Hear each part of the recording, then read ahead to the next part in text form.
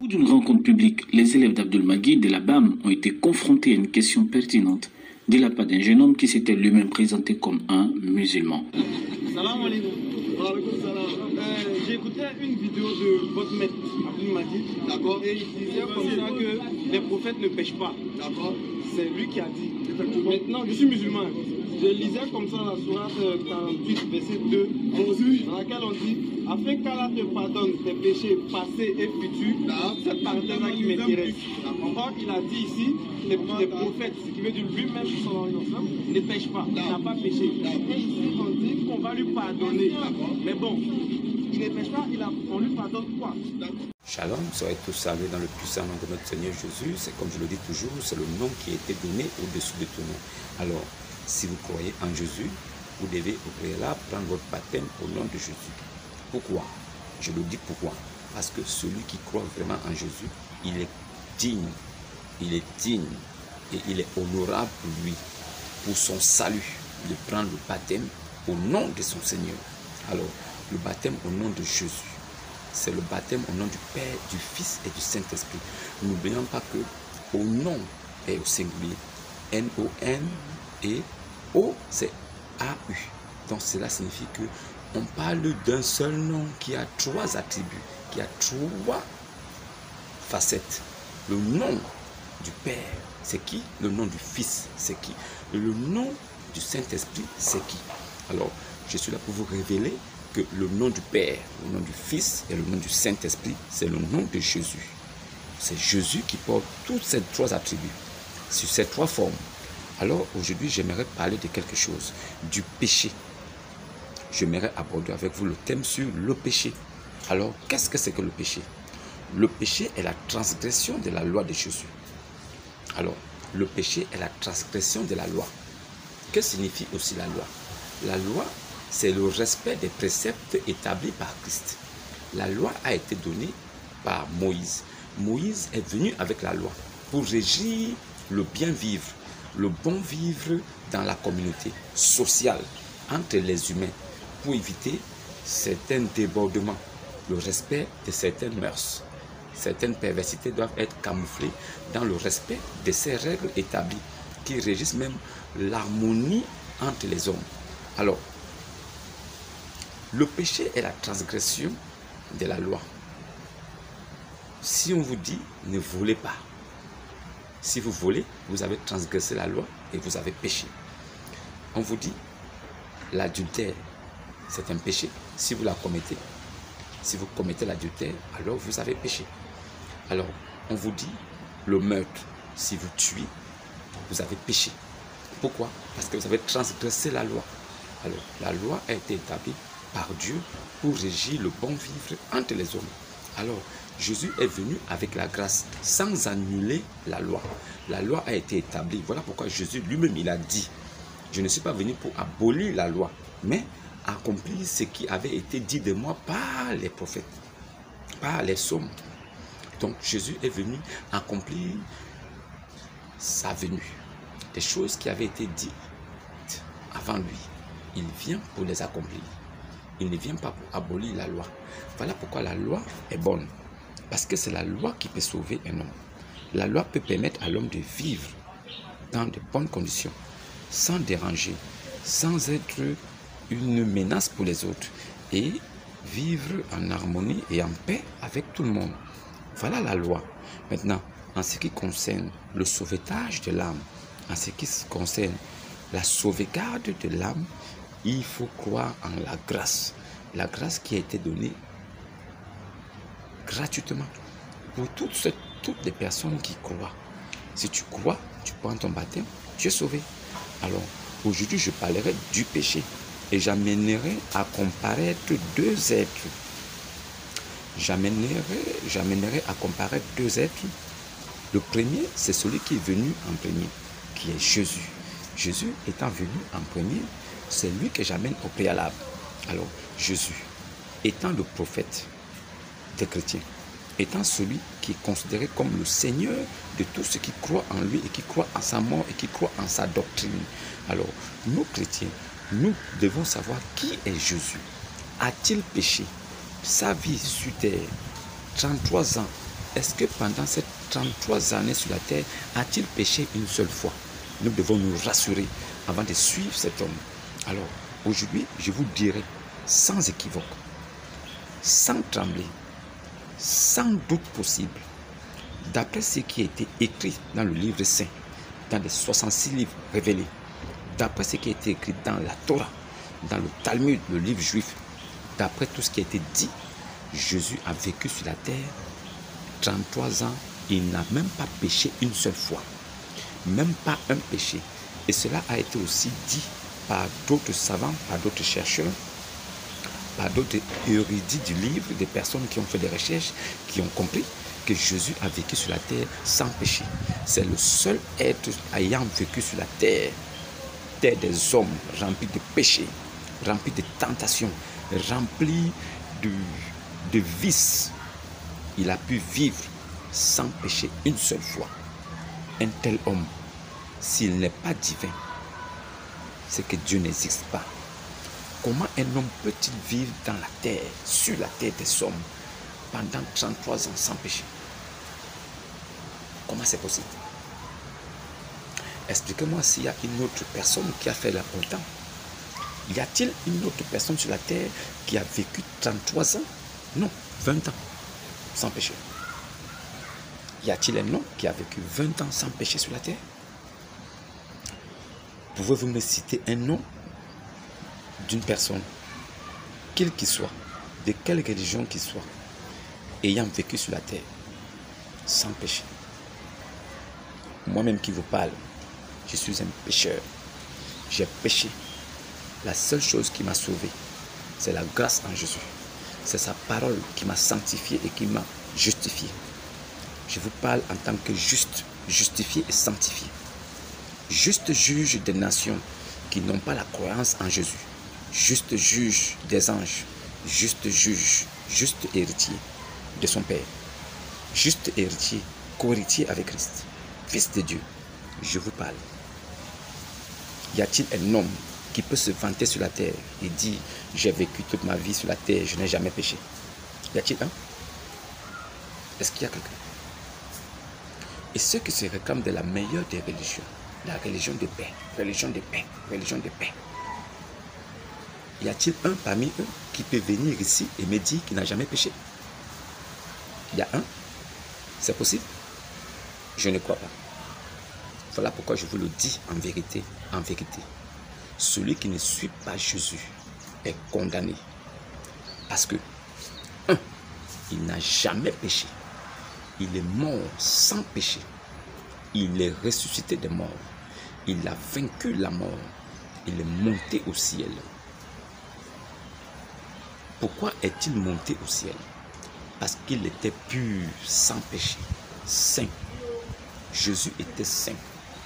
Par sa nature, par son essence, il était saint, saint, saint. Et nous savons tous que celui qui est saint, saint, saint, c'est l'Éternel. C'est Elohim, c'est Jéhovah Jireh. C'est l'Éternel Dieu Tout-Puissant, Père éternel. Il n'y a que lui qui est saint. Comment se trouver? Comment pouvons-nous trouver un homme sur la terre qui est saint? Selon les Saintes Écritures, qui est la Bible, il est saint. Selon le Coran,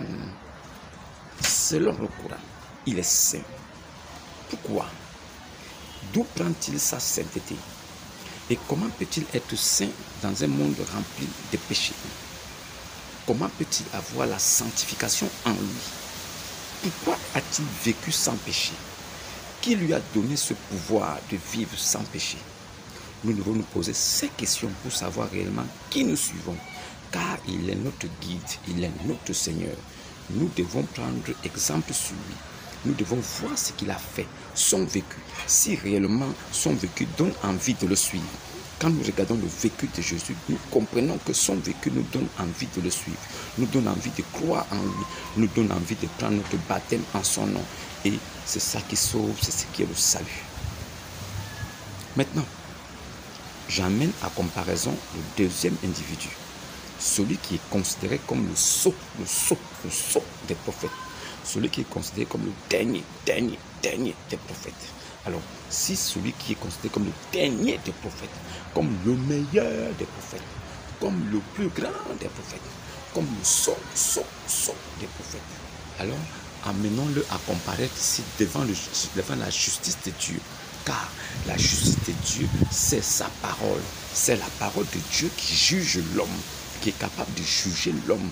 Lui-même Jésus, il est passé au tribunal des hommes. Il est passé devant mon tribunal, car je suis sanctifié et justifié. Je suis le juste juge de toute l'humanité. Pourquoi je le dis? La sourate 5, verset 47 me permet de juger, car je suis les gens de l'évangile. Alors je juge toutes les personnes qui ne sont pas dans la droiture de Christ.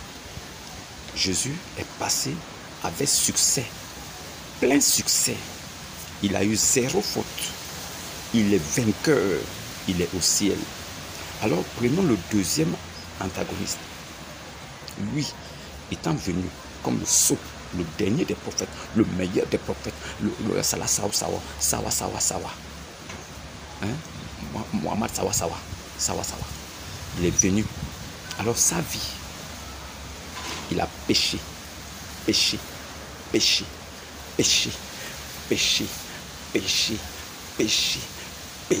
encore. Il a récidivé le péché. Il a multiplié le péché. Pourquoi je le dis? Avec preuve. Écoutez, premier péché. Il a trompé son beau-père, le père de Khadija. Il a enivré de vin pour épouser sa fille. Parce que lui ne voulait pas donner sa fille en mariage. 1. 2. Il a épousé Aïcha. C'est de la perversité. Elle n'avait que 6 ans. 2. 3. Il a pris la femme de son fils adoptif. Il est écrit, l'homme ne connaîtra jamais, un père ne connaîtra pas la nudité de sa belle-fille. Un homme ne peut pas prendre sa belle-fille tant que son fils vit. Et pour aller plus loin, un homme ne doit pas coucher avec la femme d'un homme tant que ce dernier est en vie. Péché. 3. 4. Il ne s'est pas arrêté là. Il a ordonné aux musulmans, aux musulmans soumis, de tuer tous les juifs et les chrétiens.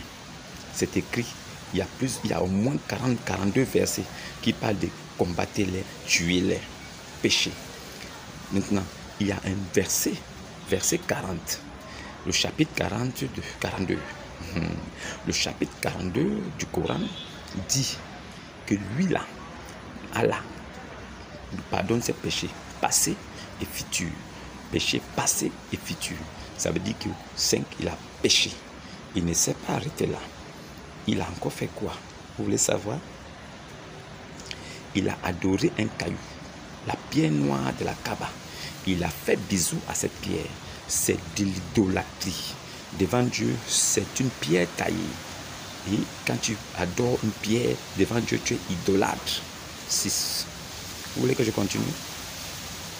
Vous voulez que je continue? Il a violé. Il a pris de force des femmes. Il a violé. C'est écrit dans le Saïd al-Bukhari. Saïd Muslim. Dans des hadiths. C'est écrit. Il a violé des femmes. 7. Je peux continuer si vous voulez. Vous allez voir. Je peux continuer. Oui, je peux continuer.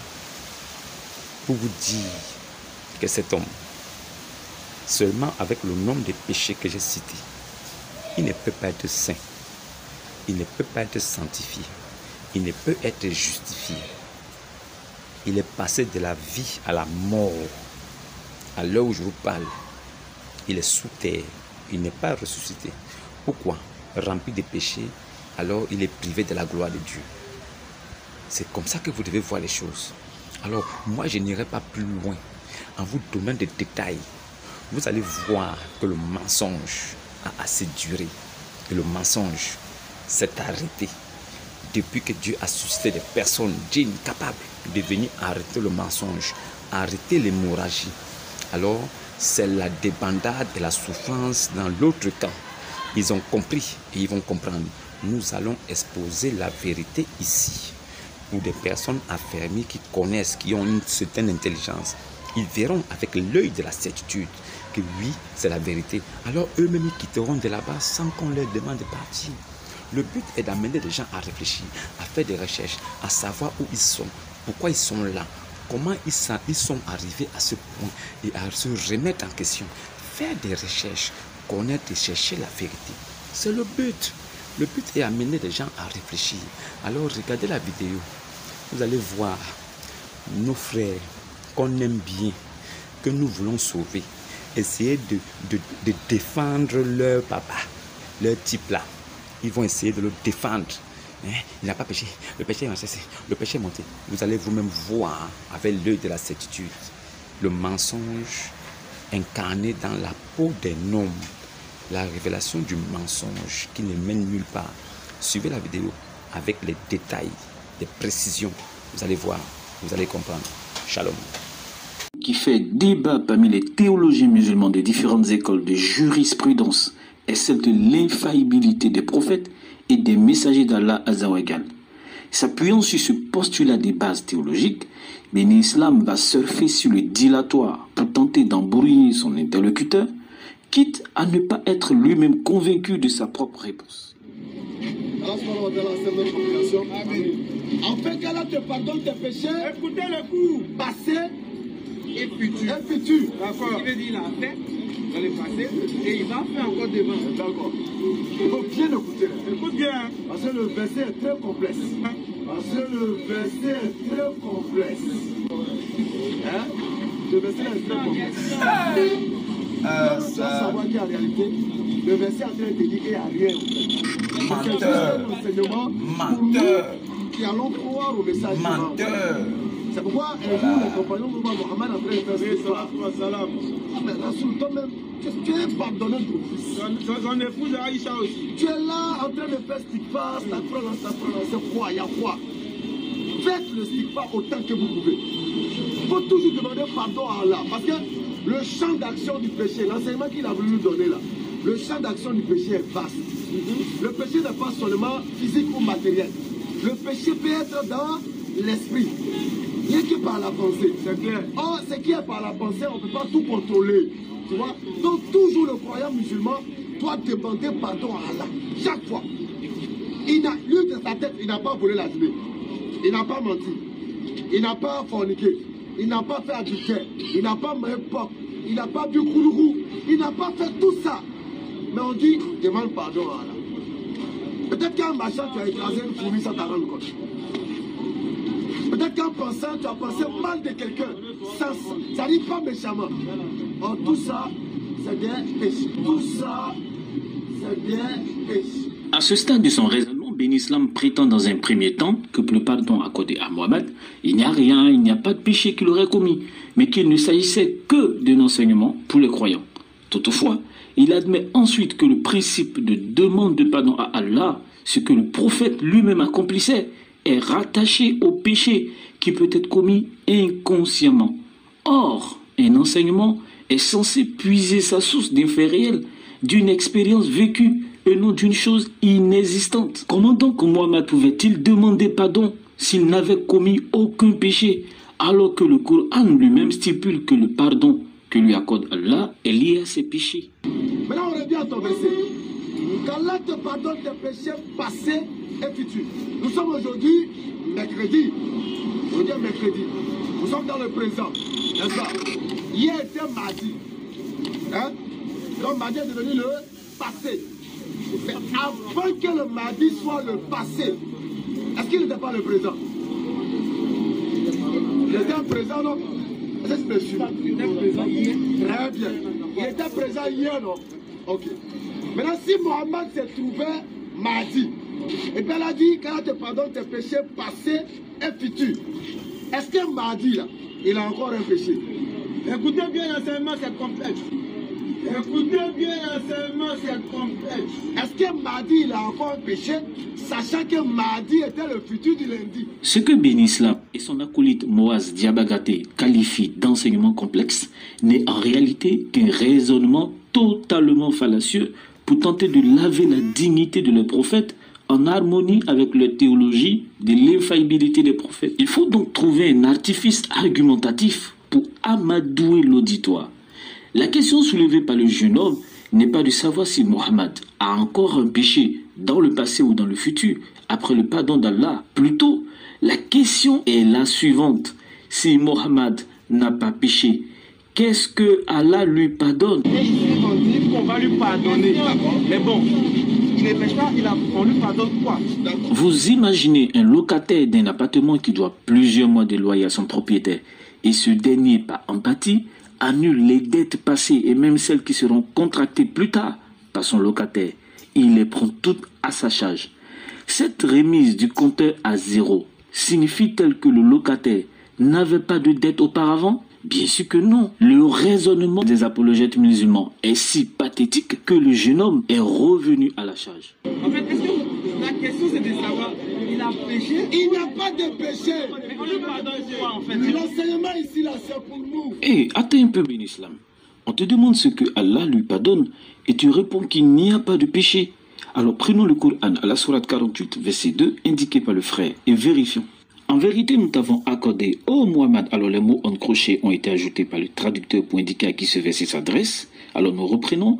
En vérité, nous t'avons accordé une victoire éclatante afin qu'Allah te pardonne tes péchés passés et futurs. Tes péchés, en arabe c'est mentionné Dambika, qui est la deuxième personne du singulier. Le cheikh Bourima Abdou Daouda, diplômé à l'université islamique de Médine en Arabie Saoudite, indique dans la note du verset que Al-Mughira rapporte que le prophète avait l'habitude de rester si longtemps debout pour ses prières nocturnes que ses pieds s'enflaient.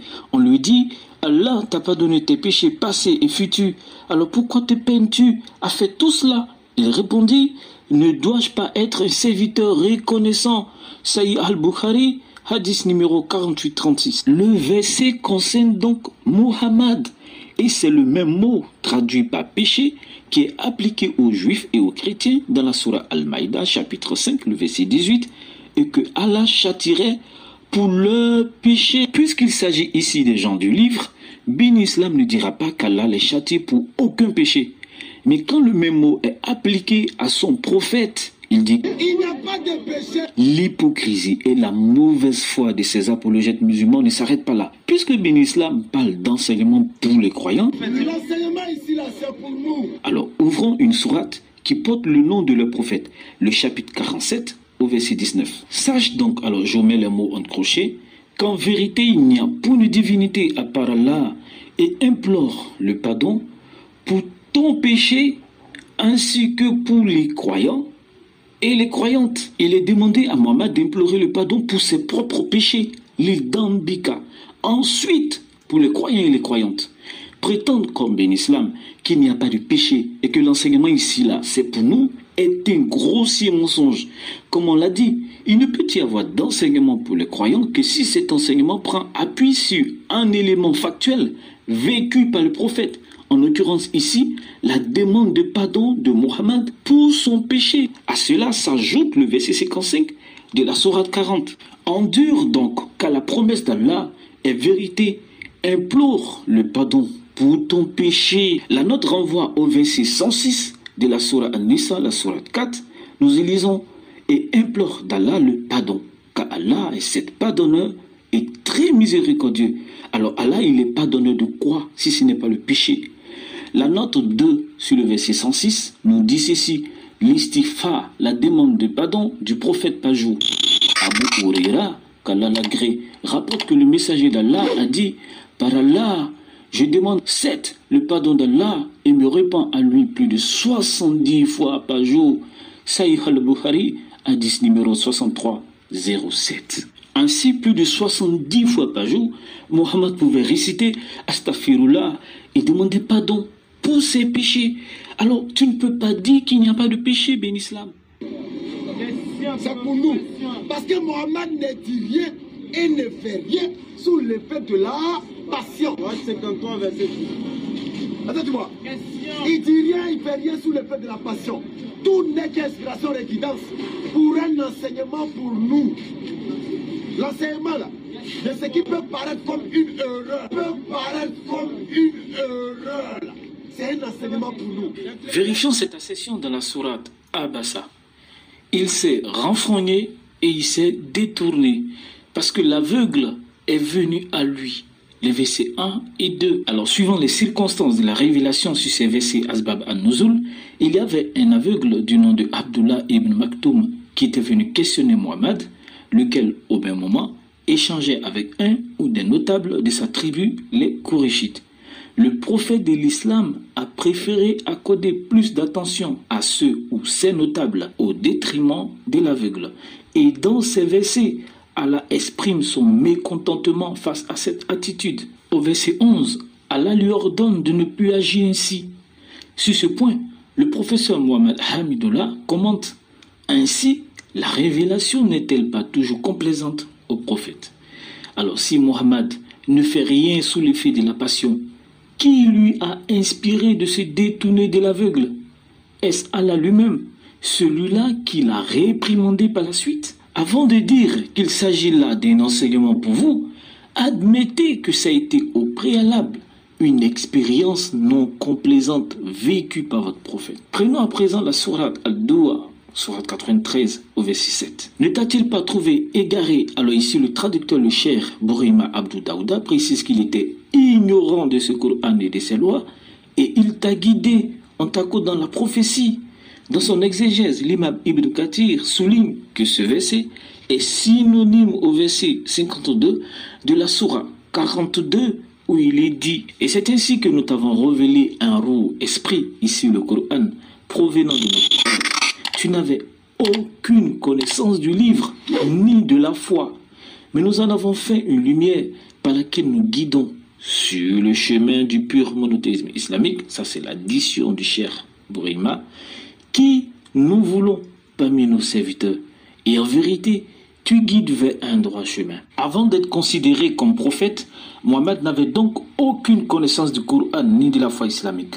L'exégète musulman indien Abdullah Yusuf Ali déclare que, avant qu'il n'ait reçu sa mission quand il avait 40 ans, le saint prophète, bien qu'étant quelqu'un de vertueux et doté d'une pureté inébranlable, déterminé dans sa quête de la vérité, ne connaissait pas encore la révélation au sens le plus élevé du terme, ni la certitude qui découle d'une foi parfaite ou d'une proximité expérimentée avec Allah. Par ailleurs, chaque fois que le Coran emploie le verbe d'Allah, qui apparaît dans la sourate 93, le verset 7, et qui est traduit par égaré, le sens est toujours celui d'un égarement spirituel, loin du sentier d'Allah. Même les versets 2 à 3 de la sourate de l'étoile citée par Ben Islam et stipulant que Mohammed ne prononce rien sous l'effet de la passion, c'est le même verbe d'Allah qui apparaît. Que Mohammed lui-même était un égaré, qui ne connaissait ni le livre ni la foi avant la révélation du Coran, cela est tout fait qu'on trouve dans le récit des premières rencontres avec l'Esprit qui s'était présenté à lui comme étant l'ange Gibril, c'est-à-dire Gabriel. Comme l'explique le cheikh Si Hamza Boubaker dans son commentaire du Coran, Mohammed restait taciturne, éludait les questions et se levait pour errer dans le silence et l'anxiété. En quelques mois, ses crises devenant de moins en moins espacées l'épuisaient. On s'apitoyait sur son sort quand on le voyait amaigri, les cheveux en désordre, le regard absent, la démarche chancelante, traverser les rues ou gravir les pentes de la montagne d'Abou Kabaïs qui surplombe la ville. Il était visiblement brisé, cherchant désespérément à échapper à une puissance obsédante qu'il sentait et tenait pour un maléfice. C'était, pensait-il, des esprits mauvais, des guines qui s'étaient emparés de lui et faisaient de lui un possédé.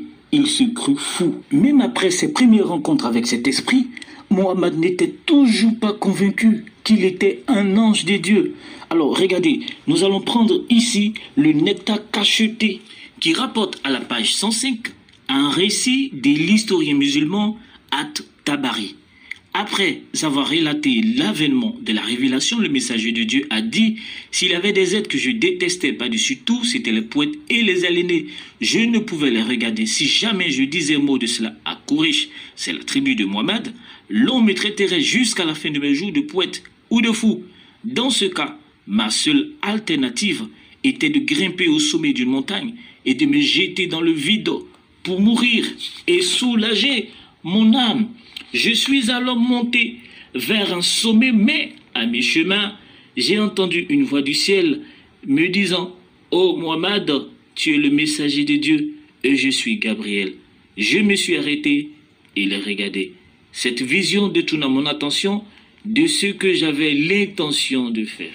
Qu'est-ce qu'il avait l'intention de faire? Vous le savez, il avait l'intention de se suicider. Quelques temps plus tard, alors nous sommes ici à la page 107, après que la révélation se soit momentanément stompée, Mohammed va encore tenter de se suicider. Pendant ce laps de temps, la révélation s'arrêta pendant un certain temps, au point que le prophète en fut peiné. Son chagrin fut tel qu'à plusieurs reprises, il partit de chez lui pour aller se précipiter du haut d'une montagne escapée. Mais chaque fois qu'il parvenait au sommet de la montagne pour se précipiter dans l'abîme, l'ange Gabriel lui apparaissant, lui disant « Oh Mohammed, tu es vraiment l'envoyé de Dieu. » Ces mots calmaient son cœur et apaisaient son âme. Alors il rentrait chez lui. Ces tentatives suicidaires du prophète de l'islam et les doutes qui l'envahissaient après avoir rencontré l'esprit qui se présenta à lui comme Gabriel confirme bien son égarement spirituel à cette époque et sa méconnaissance vis-à-vis du livre et de la foi. Il a donc fallu qu'Allah le guide sur la voie de la révélation. Alors, Ben Islam et Moaz vont-ils nous dire que l'envie de se donner la mort et le doute qu'il avait pris en otage à cette époque ne sont pas des péchés et que ce n'était que des inspirations d'Allah pour donner des enseignements aux croyants? Lorsqu'il commente le verset 2 de la sourate 48, le cher Si Hamza Abou Bakr déclare: le prophète pouvait-il avoir péché? Rappelons que l'exégèse admet qu'un prophète puisse commettre des péchés mineurs par inadvertance ou délibérément. Moïse, David. Il se peut aussi que par péché déjà commis, il faille entendre les péchés commis avant la prophétie et que choisi comme apôtre, le prophète soit devenu impeccable, Massoum. Plusieurs commentateurs interprètent l'expression « tes péchés » par péché de ta communauté, ce qui est d'ailleurs fallacieux comme on l'a vu. Le célèbre apologète musulman, le Dr Shabir Ali, président du Centre international d'information islamique et de Da'wah à Toronto au Canada, a reconnu que les prophètes, y compris Mohammed, ont commis des péchés, mais pas assez graves d'après lui, puisqu'ils étaient des humains aussi, comme nous, à l'exception, il le précise, de Jésus. And Muslims agree that the Prophet Muhammad, peace be upon him, as a human being like the rest of us, do have sin. And he said himself, every child of Adam is a sinner, but the best of sinner is he who repents after having committed sins. And he advises followers to seek forgiveness of God often, and he said that even I seek the forgiveness of God 70 times a day. Now, of course, it doesn't mean that he sins 70 times a day deliberately, but as a human being, he realizes that we are fallible and we have to return to God for his forgiveness. And the promise of God is that he does forgive sins, and his promise in the Quran is that he has forgiven the Prophet Muhammad, peace be upon him, for his sins past and future. So in the Islamic tradition, again, Jesus comes out to be, in the Muslim view, sinless, as we believe that prophets in generally are. At least they do not succumb to great moral failures. But in general, we know that prophets are human beings, and they may make a momentary slip of a human nature, which is forgivable and excusable. But in the case of Jesus, we don't even have a mention of such a slip. Thank you for sharing that, Dr. Shabir. You're welcome. Ainsi, lorsque des zélates musulmans comme Ben Islam et Moaz vous disent que le pardon des péchés passés et futurs de Mohammed est quelque chose de complexe en passant par le mardi qui est le futur du lundi, mais le passé du mercredi, comprenez que vous avez affaire à un discours tout craché de la tahiyya en vue de sauver l'honneur de leur prophète. Donc tout ce qu'il fait, c'est des enseignements pour nous. Alors, le passé et le futur, là, Mohammed n'a pas de péché. Je répète encore mon cheminement. Hier était mardi. Aujourd'hui est mercredi. Mardi hier était le présent de ce mercredi qui était le futur du mardi. Est-ce qu'il a compris? Oui, t'inquiète pas pour nous, on a tout compris. Barakallahu fikoum. Assalamu alaikum wa rahmatullah wa barakatuh. Audio Jungle.